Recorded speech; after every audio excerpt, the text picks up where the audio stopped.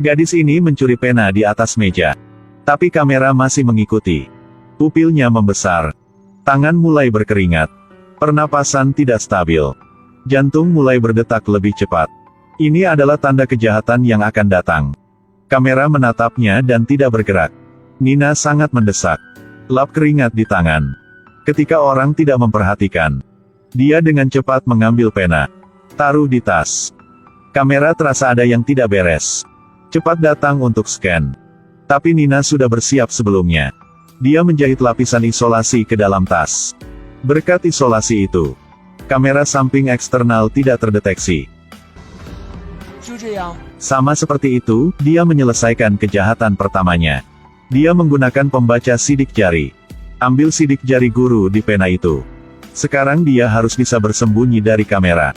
Mencuri chip di komputer perusahaan. Tapi bagaimana cara melarikan diri? Nina tiba-tiba teringat. Ketika pertama kali datang ke sini untuk berlatih. Guru mengatakan kamera memiliki titik lemah. Hanya perlu membuat sinyal gangguan. Itu akan kehilangan kendali di tempat. Setelah tidak berfungsi lagi, markas besar akan merilis kamera lain. Terus-menerus fokus targetnya.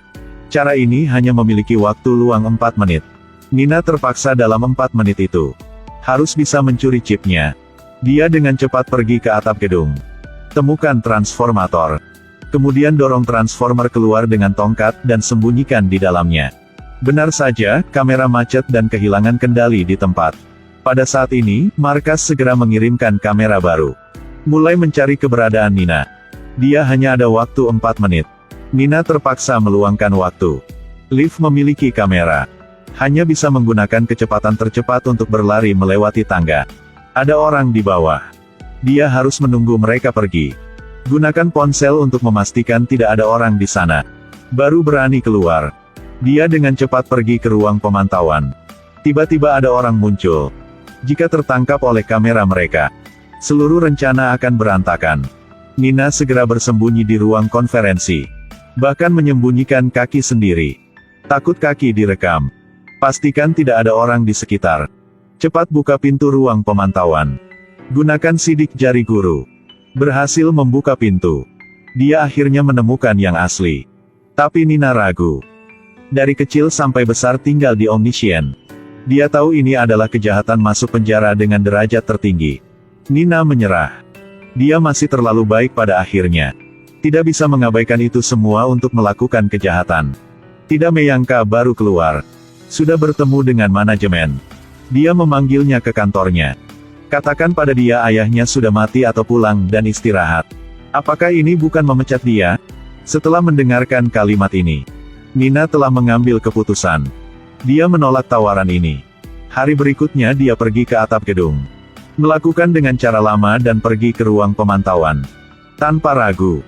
Dia menggunakan kertas termal untuk membungkus chip. Masuki ke kantong celana. Ketika dia keluar tersenyum pada kamera baru.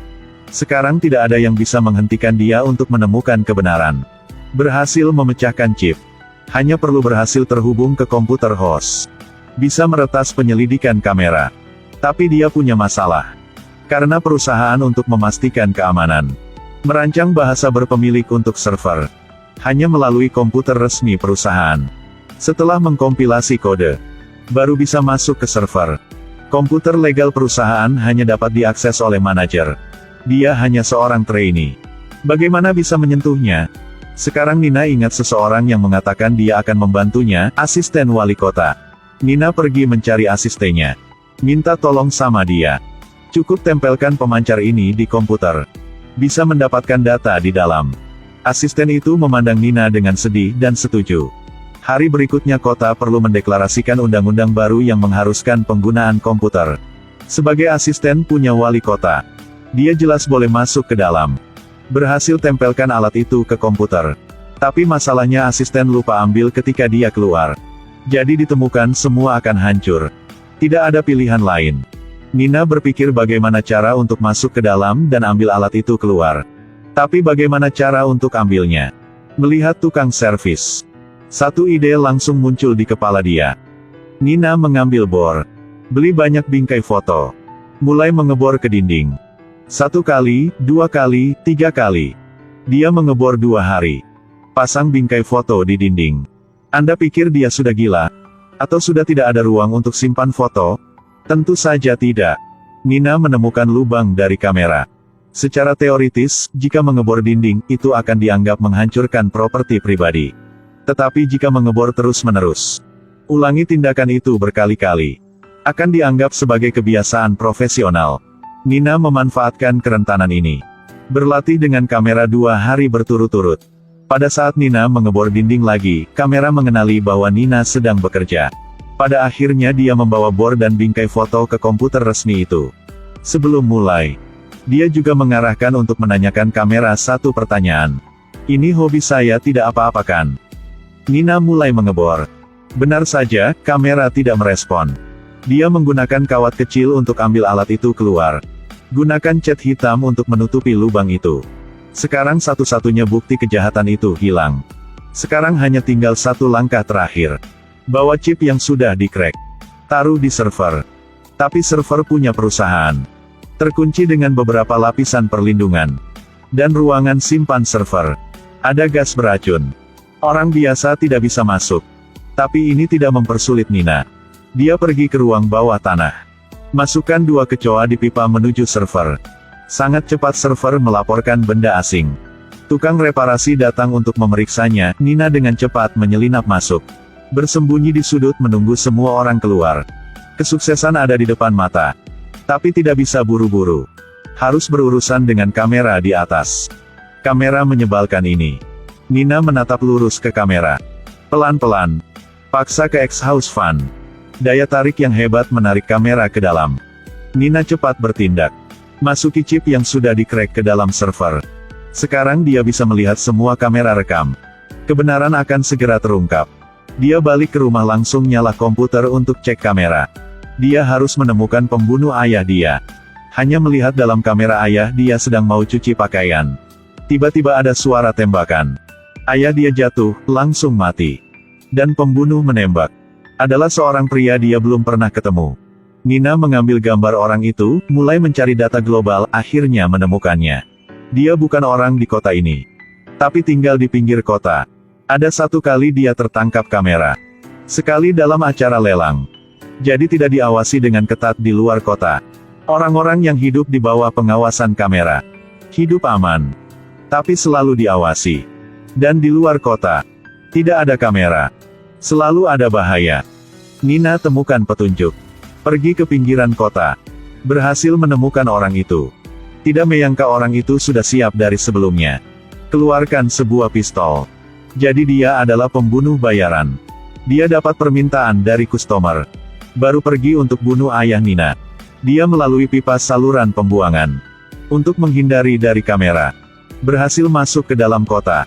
Orang di kota tidak pernah kunci pintu. Dia dengan lancar masuk ke dalam rumah. Melihat Nina keluar dari rumah.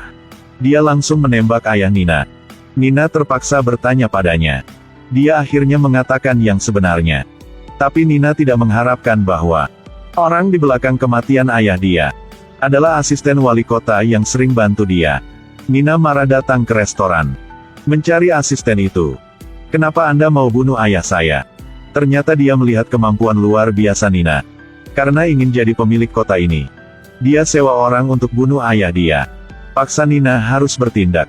Nina mengira dia berhasil bersembunyi dari kamera. Tapi dia tidak tahu. Setiap gerakan dia. Semua diawasi dengan ketat. Dia memanfaatkan Nina. Pelajari Nina cara bersembunyi dari kamera. Di saat Nina mencari pembunuh itu. Asisten sudah datang ke rumah Nina. Mencuri perangkat yang terhubung ke server. Punya alat ini. Dia bisa memegang kota ini. Dengan alasan ini, Nina marah besar. Dia ambil pisau di meja makan. Ingin bunuh wanita di depan. Untuk membalas dendam buat ayah. Tapi dia hanya bisa bertahan. Karena kamera sedang awasi dia. Nikmati makanan terakhir punya Anda. Saya akan selalu mengawasi Anda. Nina bawa hati yang ingin balas dendam. Keluar dari kota ini. Ini adalah semua cerita dalam season 1 punya film ini. Sekarang seluruh kota ada di tangan asisten itu. Nina harus melakukan apa? Baru bisa melawan kota ini. Balas dendam untuk ayah.